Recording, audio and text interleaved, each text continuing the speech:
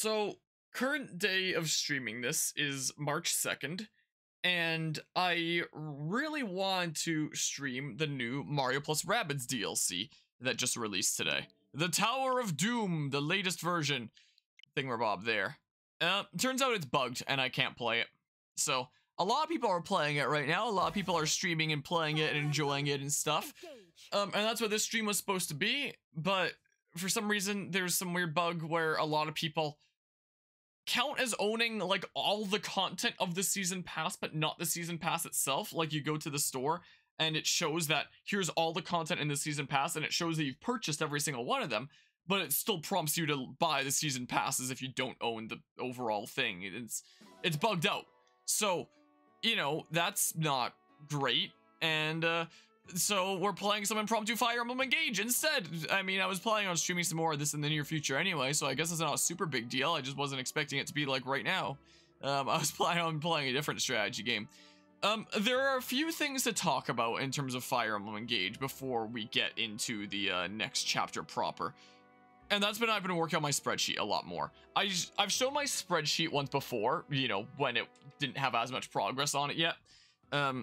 And I should have prefaced last time, and I'll preface this time, anyone that doesn't want any spoilers for any upcoming units that we're going to get, you know, just move on to the next part, I guess. Where's my drive here?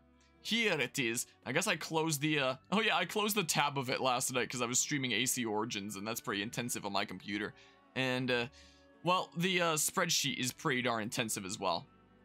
So I've kind of been going ham on things here. It's still gonna be a long way to go before I, hold on, let's listen to some different music before I show the spreadsheet.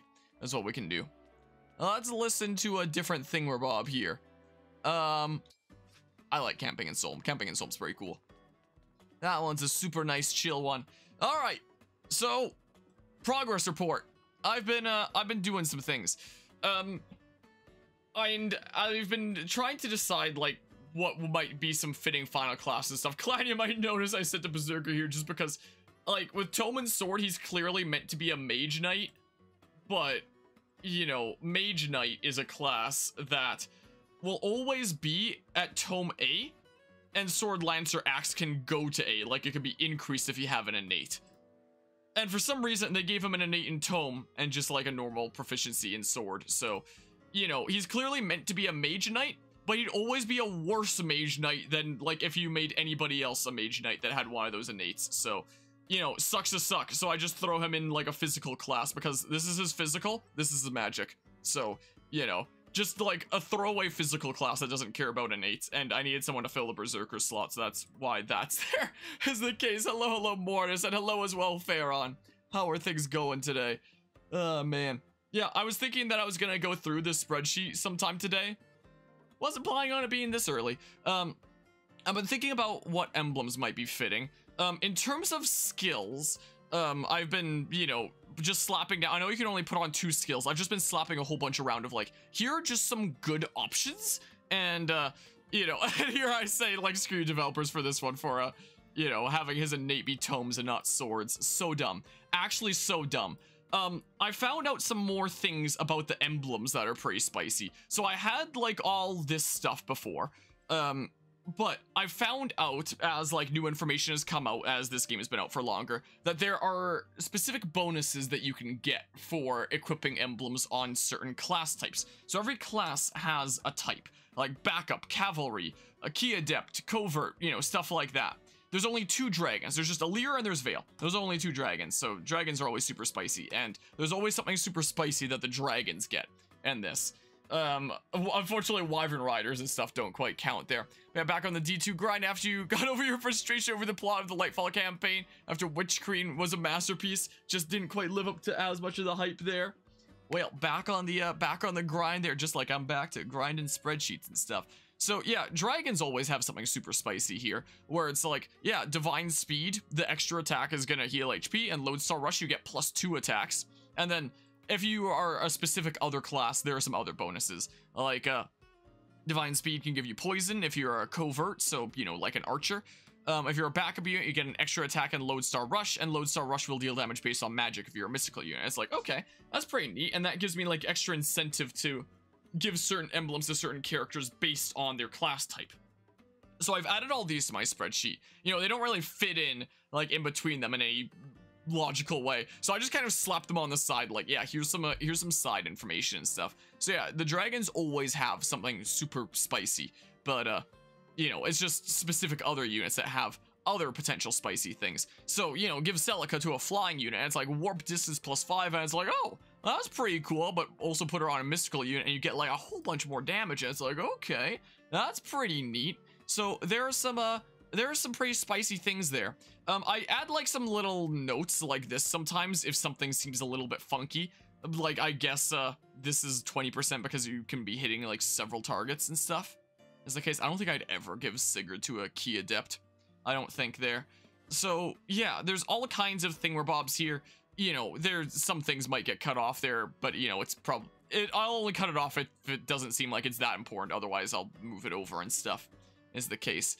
Like, I moved it over here to have space for things, you know. I do wonder when it comes to Roy's level +5 that he gets here, and then if you're a dragon level +1, like, what if your stats are max? Does it just, like, not do anything for you ever again?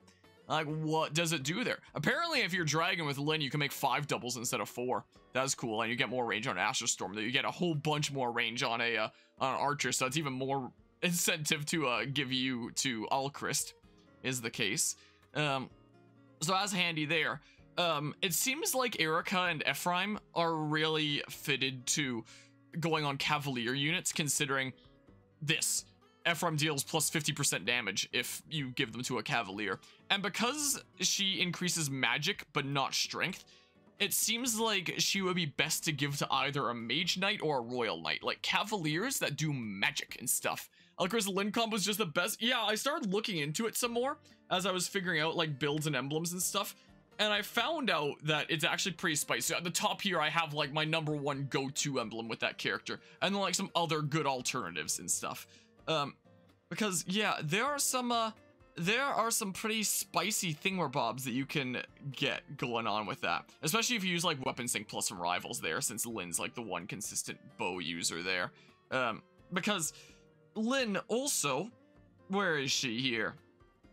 She increases dexterity, which is going to increase the chances of proccing Luna even more. So as per Schneis, and there were some other reasons that I'm forgetting right now that are probably in my thingamabob. Like, so I've made these thingamabobs where it's like, yeah, you can extend them, and then it's like, yeah, here's my full reasons for doing all the thingamabobs, you know, essentially. So, you know, so once this spreadsheet is done and I have stuff like this, you'll be able to look through, see, you know, the character's growth rates, see their maximum stat modifiers, see some recommended skills that are pretty good on them, you know, make a combination of those, and then, like, why I have the specific build that I do on them, you know, in case anyone wants to follow that. So that's how I'm, you know, kind of building things thus far, you know, and I'm just kind of making, like, little notes and stuff here and there. I'm not entirely sure on some fronts, but I think I have a rough idea for my general, you know, setup and stuff. I have a very rough idea here. Also, with a Diamant being able to proc Soul with his successor class and combine that with Hold Out, and it's like you can bounce back and forth between 1 HP all over the place. Unfortunately, successor has a really low dexterity stat, like 23 max, and his maximum stat modifiers are -1 in dexterity. Look, that's dexterity, right? Yeah, that's dexterity. So he'd be at like 22. So I guess the developers realized that, you know, you could do that and, you know, wanted to patch things up a little bit there. So yeah, I've been taking little notes and stuff all over the place. I don't think I'm going to be using Panette, but I figured that she'd be fun to have as, like, you know, a sniper, because sniper is the only class that has a class skill that gives you extra crit, which is no distractions here. If the enemy can't counterattack, you get crit +10, so I thought that'd be fun. But I've come to realize that there is a better crit unit, and it's Old Man Linden here. If a unit's weapon level is lower than foe's weapon level, crit +20. Now, when it comes to classes, Usually I would only put somebody into a certain class if they have an innate that can boost one of their thingamabobs, or it's a class that just doesn't care about innates, just to make sure they can have like the best version of that respective class. I wouldn't want to, you know, put someone into, say, General, for example, that doesn't have one of these innates and is just stuck at A, because, like, man, that sucks to suck. But if he gets plus 20 crit for his weapon level being lower, then sign me up. Also, like, you know, so he's more magic centered. He has a 2 maximum stat modifier in his magic, but, you know, same growth rate there. So if you just slap him into something that can use physical, yeah, if you get a killer weapon on it, it would be a very, very nice here. Your thoughts on new Mario Kart Wave 4 news today? It's a thing coming out that I'm gonna play. That's all I really have to say about that, you know. We're gonna cover that. It'll be a fun time there. So, yeah, I figured Axe, because Axe has the best hit rate, because, you know, I know that there's some Fire Emblem games where it calculates crit on its own separately from hit rate. So if you have a 100% chance to crit, but only a 50% chance to hit, it'll always hit because the crit has priority over the hit rate. I don't know if this game is like that. I know Three Houses was not like that, considering, you know, Claude could have a 100% crit rate and still miss in some cases. So, you know, you could always change that to Sword, and then you can also use things like the Levin Sword if you want. I probably wouldn't put him into Lance because, you know, that role would already be filled by Chloe, or Chloe, however it's pronounced there. So, yeah, he would be stuck then if we have a look at, where is Mage Knight? Where the heck is Mage Knight? It's right around here. There it is. So he'd be at a be at a B in Axe there, or Sword, you know, whatever there, or even Lance if you want. He'd be at a B at any one of those. Now, when you're facing off against foes in Maddening, they should have like A proficiency for, you know, most of their weapons and stuff. So, you know, you could even get it down to C if you really wanted. If you wanted to go into something like, say, Warrior. Like, where's Warrior? You could go into something like Hero and have Lance or Axe. You could go into something like Warrior and have C there. Or Bow Knight even. But then you wouldn't really be able to make as good use of his magic stat. You could equip, like, these types of weapons that do use magic, is what you could do, and then you can still make effective use of his magic stat. But I just figure, you know, if his magic stat's up there anyway, then I may as well take use of it in an actual magic class, but, you know, be doing that and stuff. So yeah, and then, you know, this can be, you know, sword power or lance power, just make it hit even harder, and then Ike's Wrath is what we do here. So if he's missing some health, get even more crit. So, yeah, I'm honestly tempted to maybe start using Lyndon, because apparently we recruit him next chapter, and I'm very tempted here. You know, if I had to swap someone out, it might be the Munchkin here, just because it's gonna be a while before Billy Upper looks at enough that that's consistent anyway. And I'm very curious here, I must say, if it would work the way that I think it would. I've been decking out some new pages here, like Emblem weapons. I've yet to put down the stuff here, but, you know, I've come to realize as I'm planning out emblems for characters, it's not just the bonuses that you get for being in that class, not that. Well, in the class with that emblem equipped, you know what I mean there. Which I can finish scrolling through here in case anyone wants to see, like, the other thingamabobs that you get here. This is kind of meh. It's 80% already there, I figure, so, you know, it's not that big a deal there. So I probably want to give Lucina to a backup unit. That'd be pretty cool there. This is one of the really spicy things that I found out about when I was scrolling through things. So, Dragon Vein works the exact same for both Corrin and Camilla, where you get an effect that you can put down that's based on your unit type. Dragon can choose any one of them. So, I think I've figured that my optimal emblem of choice on Alear will be Corrin, because, you know, while every single emblem in this game does give something spicy to the dragons, you know, typically something spicy with both their engage skill and their engage weapon, or engage attack, sorry, not weapon.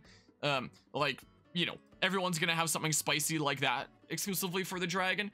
That's only gonna be when you're engaged, though.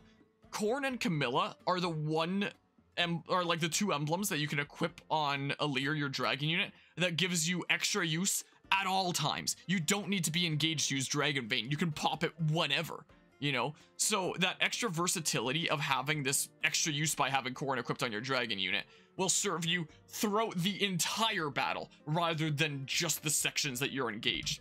So I figured that was pretty cool. Plus, being a sword wielder means that you can equip Weapon Sync Plus from rivals once you get to that point and then get like +7 in terms of damage. Quality time could be not half bad as well, I figure there. But yeah, even like this sells me pretty well, you know, the fact that you get use throughout the entire battle instead of just part of it. So that's pretty cool there. Here's the stuff with Instruct there. Yeah, and that works there. I figure, you know, I'm not, it does mean that I wouldn't be able to make use of Corrin's magic here, since she gives magic +4, and, you know, a Lear can't really make use of that. But, you know, there's enough to warrant still going for it, in my opinion. You know, I think that's pretty cool. I can't wait to try this out properly, if it works as well as it seems like it does in my head there. Something interesting about Camilla is she doesn't even give, like, additional stats in magic. She gives HP, speed, and res. But 2 of her weapons are magical, and then she has Camilla's axe. But yeah, her Dragon Vein works exactly the same, though. So stat-wise, you know, maybe Camilla would be better there. But wouldn't be able to make use of Weapon Sync Plus. Wouldn't be able to make all that great use of the Bolt Axe and Lightning. So, you know, it's not really as worth it there. In terms of other thingamabobs here, I added to classes here. I didn't have Vale's thingamabob added before for some reason. So I finally added it, and I had to look at what her skill is there. At the start of each turn, units engage meter is filled by 1. It's like, oh, so your emblem has a passive recharge there. So I was trying to think about, like, you know, each one of these emblems gives something spicy to dragon units. But who should I give to the one that passively recharges?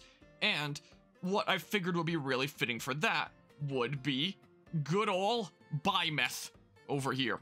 The reason for that being, one, his engage attack of Goddess Dance, having that on a passive recharge where you can just recharge your ability to dance for 4 units in the same turn, that's huge. That you'll get way more use out of getting multiple allies able to act again than that. I also just now noticed that I'm using like my entire tab thingamabob rather than the rather than just this on its own. So you're seeing like an ad for 3D printing filament here of a thingamabob and a Bright Sandstorm remix, in case anyone's wondering what the heck that email is, and some Persona tracks. Usually I copy these out. Usually I just do this. And you see that I might be going to some Spriters resource things for the Game Boy Advance games that I have been giving more thought to the Blazing Blade situation, and I've been amassing a little bit of resources as I do in preparation for things, let's just say. Anyway, so having Goddess Dance on a passive recharge just sounds huge to me. So that's one reason. 2 is that when you instruct or you Goddess Dance, it's the exact same thing here. It'll increase stats based on your type, but if you're a dragon, it'll boost all 7 basic stats +3. It's like, whoa! And having that on a passive recharge is basically Rally Spectrum from Fire Emblem Awakening, is basically what it is. So, you know, that's pretty cool. Plus, Byleth also does not boost strength. Byleth boosts magic instead, which means that Byleth is actually a bit better to give to a naturally magic unit rather than a naturally physical unit, interestingly enough. Plus, the Sword of the Creator is actually a magic weapon, is the case. So, yeah, Byleth seems a lot more fitting for magic units, and that's what's kind of led me to the conclusion that I think the optimal emblem to equip on a Lear, for now, if it, like, again, I'm gonna need to try in-game before I know for sure if it works as well as it sounds like it does, but I think for a Lear, it's seeming like Corrin's pretty optimal, and for Vale, I'm thinking that Byleth might be pretty optimal. Like, it just sounds really good. Also, I'm starting to wonder if I should, because it's gonna be so long before I get to redeem any significant skills anyway. I might not even be able to do it during the main game. So I wonder if I should just do this and, you know, get a little bit stronger faster and stuff. Use my smidges of SP. That'll just help me in the long run a little bit, you know. You know, could also do a Tiki's thingamabob, but it's like 1500. And it's like, oh man, that, I'd have to like really invest into that. So, you know, by the time that I start getting some other things, it might not be too important anyway. This is like pretty cheap in comparison. You can get the Rivals one for 150, I believe. Yeah, but it doesn't affect units around you. I do wonder if this stacks if you, like, I don't know whether it does or not.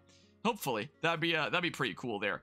In terms of other uses for Byleth, I can always give Byleth to Saline for now, because turns out that Divine Pulse, the thing where Bob that can turn a miss into a hit, by default it's 50%, but the chance increases with luck, specifically with 1 extra percent for every 1 point of luck, as I recently found out. And turns out her unique class, her maximum luck is 50 here. So you can, if you equip Saline with Byleth, you can make Saline never miss. So, you know, there's, that's certainly something, isn't it? So, you know, just equip, like, the most likely to miss kind of magic that you want, and it'll always land. Who cares? You know, here's some other alternatives, but that seems pretty cool there, you know. Anything else to go through here on this thing where Bob? Just looking up what kind of main weapons people have with oh, because I started typing there because that was my hotkey for, gosh dang it, get back here, Divine Pulse. Because that was my hotkey for turning off my camera so I could show that there. This is just what I found on like a Reddit thread. I don't know if it's for sure the truth. Which means that typically if someone's running sword, you can, and you're using sword, there's a good chance you can make use of Weapon Sync Plus because there's a lot of people that use sword and stuff. You know, 1 lance user, a couple axe users, you know, hit my hotkey to turn my camera back on. It does also mean that rivals are going to be most optimal on classes that can make use of 2 of their 3 weapons. So, you know, either Warrior, Bow Knight, Great Knight, or Wyvern Knight would probably be like the most ideal for, you know, rivals and stuff, is the case. So yeah, there's the bonuses and stuff here. Yeah, so I've tried to factor stuff like this into how I'm assigning my doodles around and stuff. It seems like Soren would be really good for a mystical unit because, you know, extra minus 10% to foes res plus 10% damage on the thing where it's like, okay, that's pretty spicy. How is the Sparks of Hope DLC bugged? I can't play it. It doesn't think I own it when I do. I just literally cannot play it. It thinks that I own every part of the season pass, but I don't own the season pass itself. So I need to wait for Ubisoft to patch it, and until they do, I literally can't play it. So, you know, that's cool. So that's always fun there. And then, yeah, you get extra movement for cavalry and flying there, and, you know, more damage, area of effect. I don't know what this means.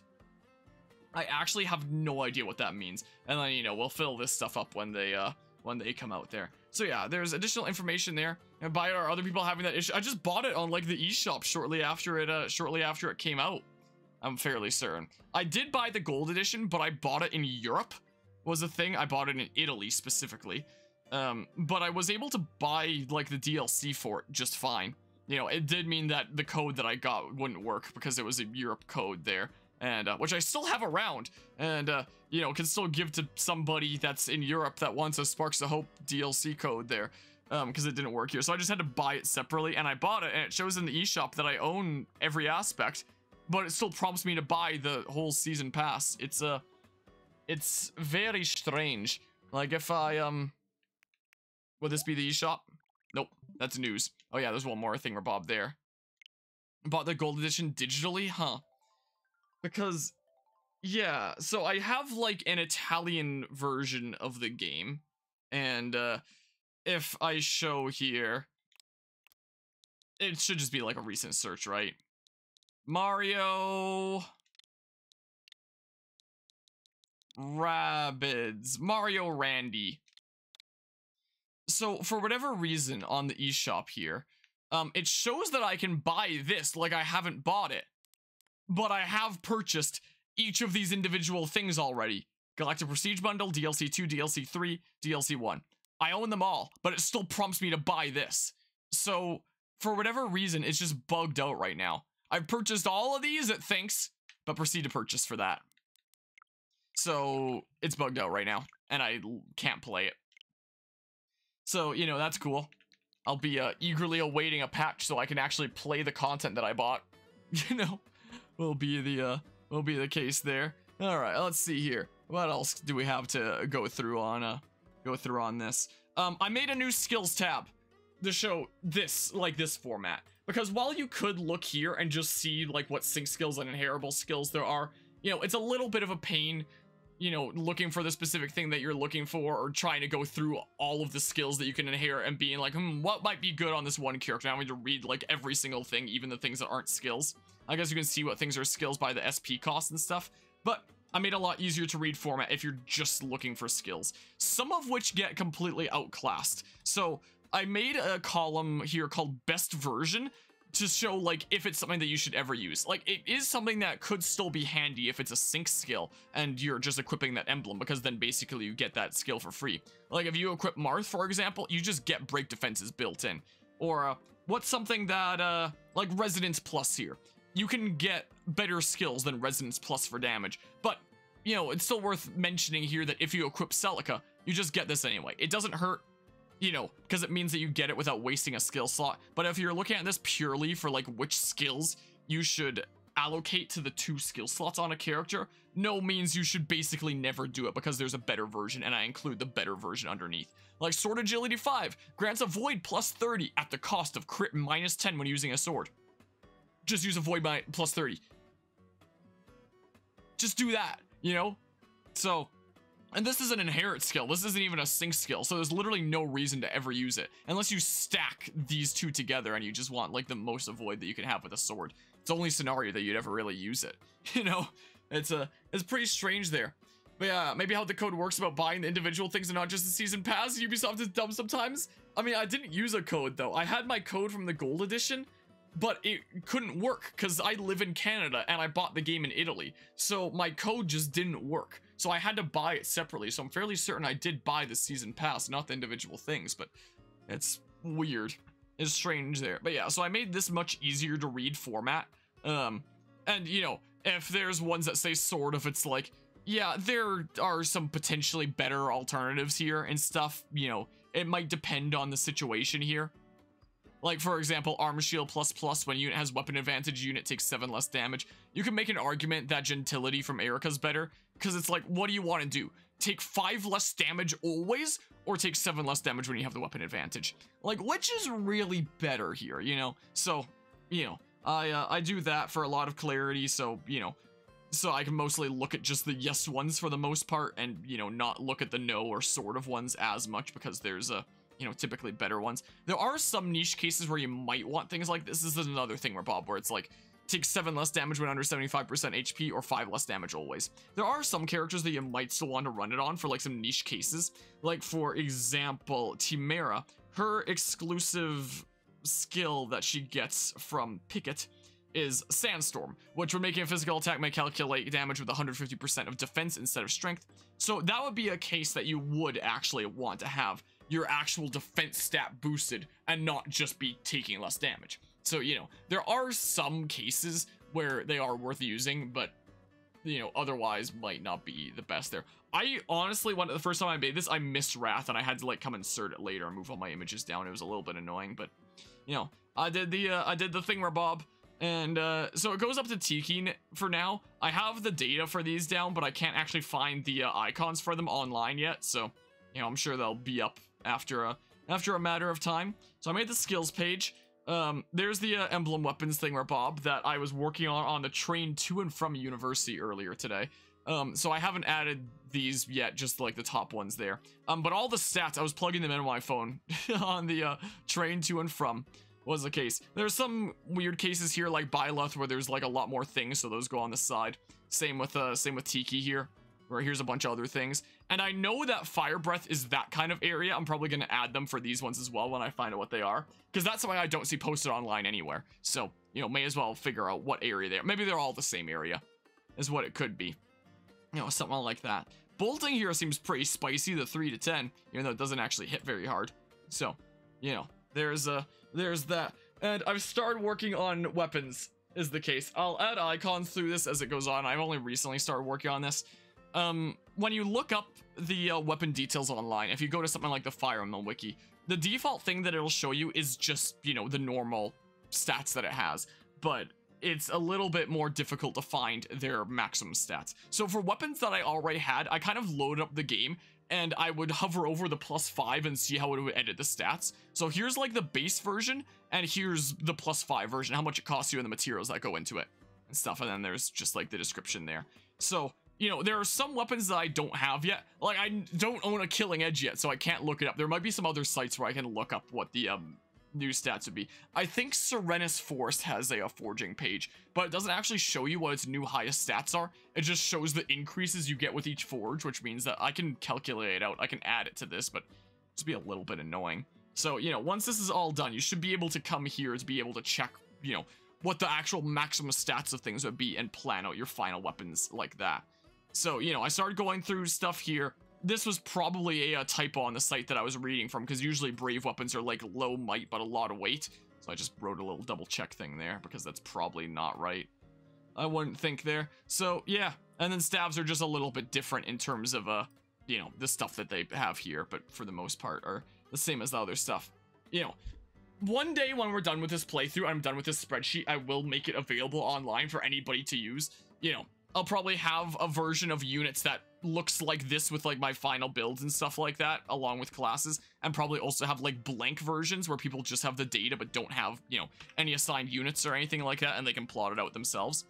Because, you know, I think that crunching numbers in Fire Emblem is pretty fun, but unfortunately there just aren't really much in the way of websites that make it really easy to just plug stuff together, you know? Like, even sites like Serenus Forest, which is a fantastic resource. I love, you know, getting data on Serenus Forest is fantastic. But each specific thing of data is on a completely different page. You want to see someone's growth rates? Click on the tab for growth rates. You want to see their maximum stat modifiers? Go to another page for that. So on and so forth. You want to see weapons base stats? That's one page. You want to see what happens when you forge them up? That's another page, and it just shows the increases. It doesn't show their final stats, you know? So I like making stuff like this where it's just really convenient and easy to crunch the numbers, because, you know, when you have the data just organized and at the ready, it's not that difficult to, you know, crunch the numbers and make some cool builds and stuff like that. But unfortunately, a lot of the places online just have the information so scattered and all over the place that it makes it really difficult to be on top of it all, unless you just, you know, memorize the whole thing as you're going through. So I like making spreadsheets like this just because it takes all this various information and puts it all in one place. You know, one place, really convenient. It sounds so painful. The spreadsheet seems like an amazing community resource. Hats off to you. I appreciate it there, as both for myself and to give out to others once I'm through with it. Because I was making Fire Emblem spreadsheets way before I was a content creator, like even just for myself. You know, I started making them for Fire Emblem Fates was the case when that was the newest game in the series. That's where my spreadsheet started. And ever since I've been making Fire Emblem spreadsheets. I started making one for 3 Houses when that game came out, but I just really did not have the motivation to make it because, you know, there was only so long to that game. There's only so many chapters and then the save file ends. You know, it was one of those types of Fire Emblem games, so it's like, what's the point then?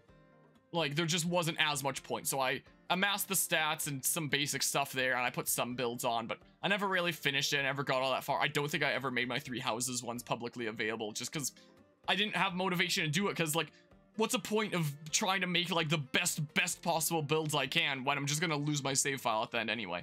But with Engage's return to, like, the traditional Fire Emblem format, where it's like you keep your file forever, you can keep on exploring, you can even do, like, some multiplayer stuff against other players. It's like, alright, it's like it's reignited the Fire Emblem fire in my chest to, really deck things out, so I've been going ham.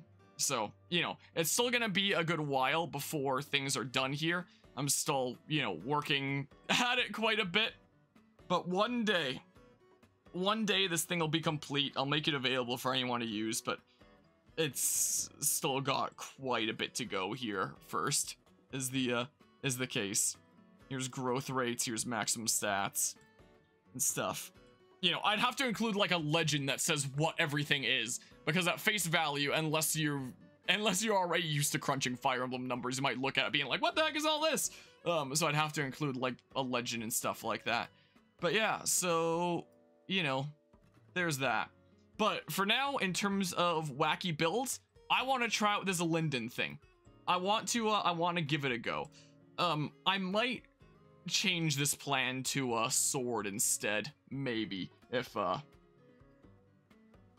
you know, if I feel like Axe isn't the best suited for him because of it potentially missing. I just figured Axe hits the hardest and maybe critting wouldn't care about hit rate, but I know that it did care about hit rate in 3 houses, so we'll see if it works like that.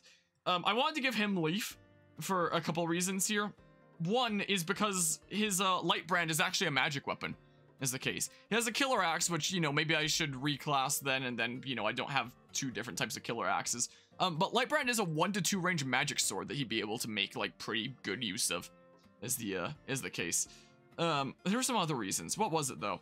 Oh yeah, this is another big reason there. It can be kind of like my it could kind of be like my Vantage Wrath Defiant crit build in 3 houses. When I made that build in that game that made it so that when I was attacked under a certain health, I would act first and have 100% crit rate.